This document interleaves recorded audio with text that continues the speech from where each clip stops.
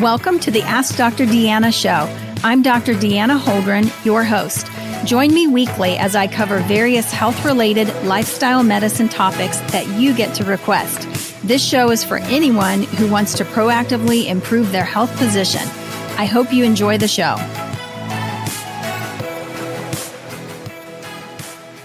Hey, everybody. Thanks so much for joining me today. This is our back to school series. I'm excited to bring this series to you.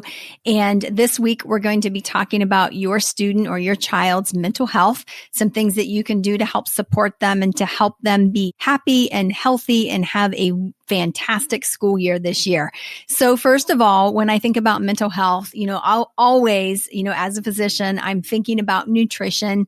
I know how important it is to have that whole food, nutrient dense, clean diet, whole foods, because it's got the macronutrients in it and it's giving them vitamins and minerals, the nutrient dense, and then clean, that doesn't have all the chemicals. It doesn't have the glyphosate or Roundup and all of the artificial flavors, artificial sweeteners, artificial colors, all of that junk. Okay, so clean. And why is that important? It's important because a lot of those foods actually disrupt our gut, the microbiome, and that has a huge impact on mental health, specifically some of the neurotransmitters that our body will make, like serotonin, for example. So this is really, really important that we get the diet piece down. But you guys, it's also super, super important that we focus on character as well. And, just really talking to your kids about what does it mean to have good character? What does it mean, to look out for other people? What does it mean to be a good friend? What does it mean to give grace? Okay, that's a big one. I can't tell you how often I've said, somebody's come home from school and they've, been upset with, the way somebody acted or whatever. And I'll say, you know what?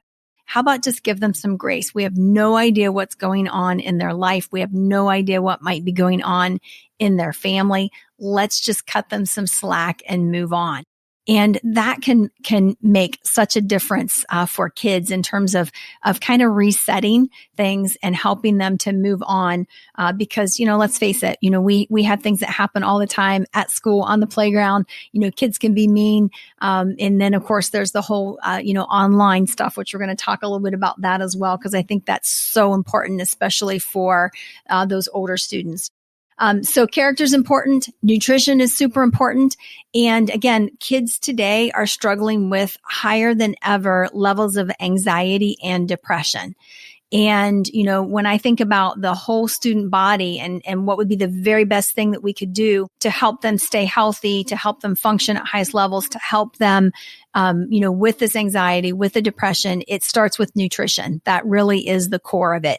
So whatever you can do, we can't control everything. We can't necessarily control what is happening at school in terms of what they're eating in the lunchroom or whatever, but we can control what happens at home. We can control what they have before they leave. Maybe that's a healthy, super healthy, nutrient-dense protein shake, protein smoothie. We can control what they have when they come in from school. We can control what they're having for dinner. And guys, I know, especially when you're in sports, it's super easy to hit the drive-through, but it's really not what's best for them. So we've got a big problem, and the big problem is a lot of online bullying. Okay, so we know about the traditional stuff that you see at school. Well, it seems like this has become somewhat worse. And basically, what's happened is over the pandemic, kids have increased their screen time, believe it or not, by 20%. Kids are on the screen so much more. Part of that was that so many kids went remote for school. And so the screen time naturally increased because they were at school. And then it kind of carries on from there into a lot of the games. And there, unfortunately, has a lot more virtual harassment.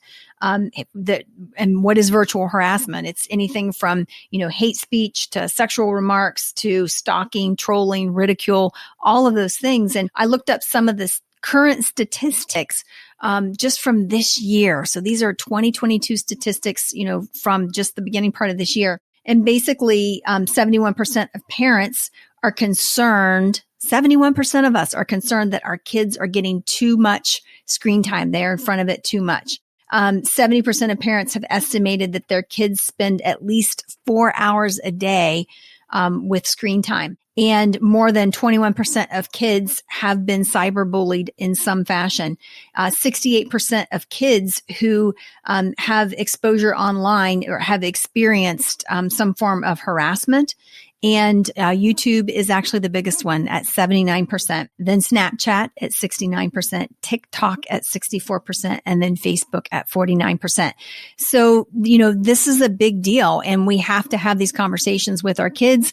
We have to give them some advice. We have to give them some direction, and we have to open up some doors so that they feel comfortable talking to us and can do something about it when these things happen.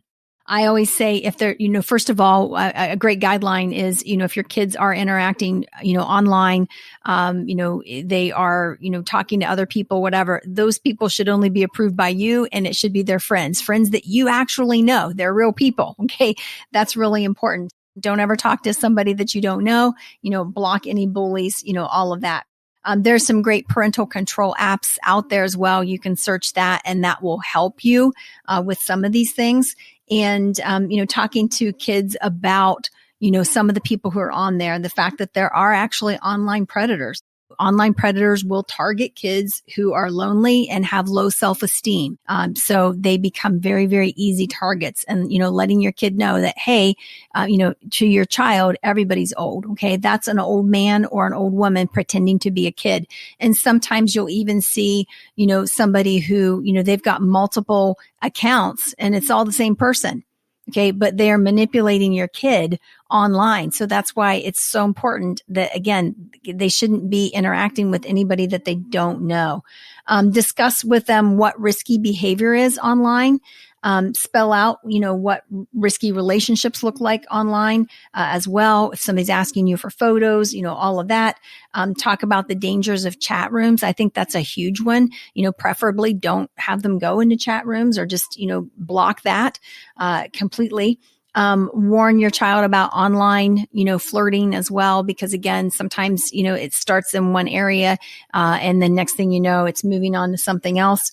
And then even selfies, discussing with them what these selfies, never, ever, ever take an image or send an image that you would not be comfortable with your entire class seeing, with your teacher seeing, or your future employer seeing.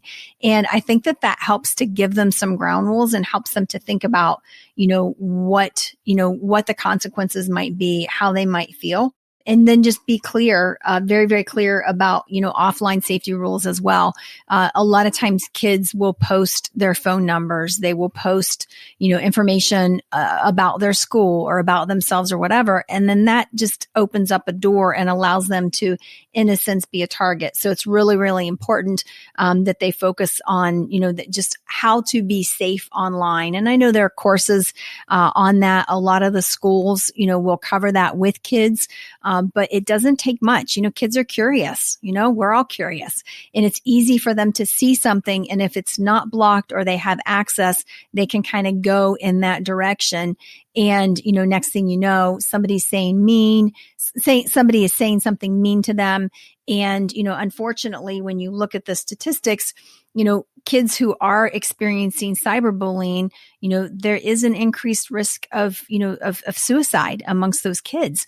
So, we want to protect our kids. We want to help them to be healthy, to be happy, to know, that to basically help them to feel powerful and to know that, if somebody's saying something that they don't like, they just need to shut it off and not listen to that, or basically block that particular person.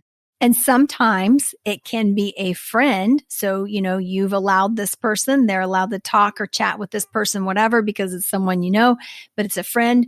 But again, they could be mean because sometimes people or kids will say things online that they wouldn't say in person. And so then all of a sudden, you've got some behavior that is, less than fabulous and that is harmful to your students' self-esteem. So again, one of the best things that we can do for our kids is to give them, safe ground rules. Okay. These are things that just help keep them safe so that they can enjoy, all that there is out there that's being offered to them. There are great ways that they can enjoy being online safely and have a good time with that with their friends.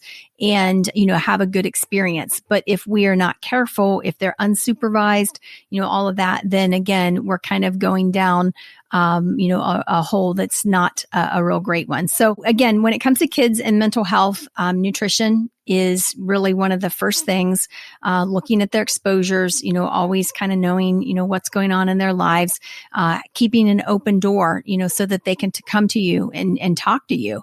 Not all kids are comfortable talking to parents, but you would be surprised at how many are, especially if you've had a discussion about these things.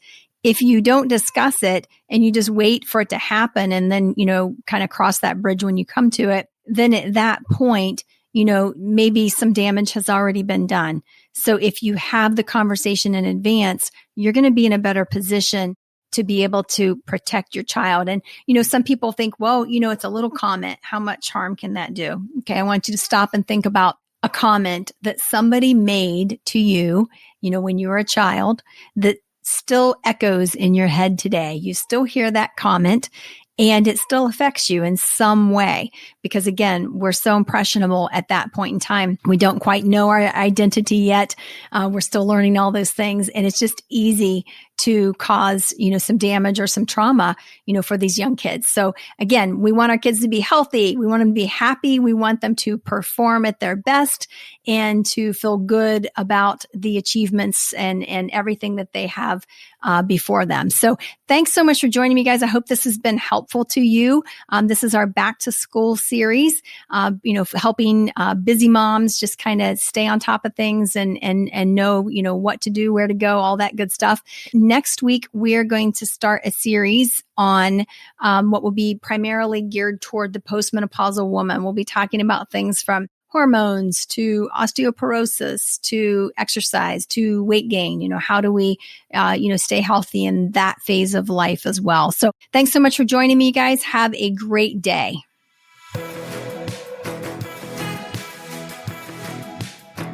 I hope you enjoyed that episode. For more information, visit me at deannaholdren.com. Find me on Facebook, Instagram, and Twitter at Dr. Deanna Holdren. I really want to hear from you, so message me. I love taking your messages and creating topics from them. Please rate, review, subscribe, and share my show with those who have an interest in health and wellness. Thank you for tuning in and see you next week.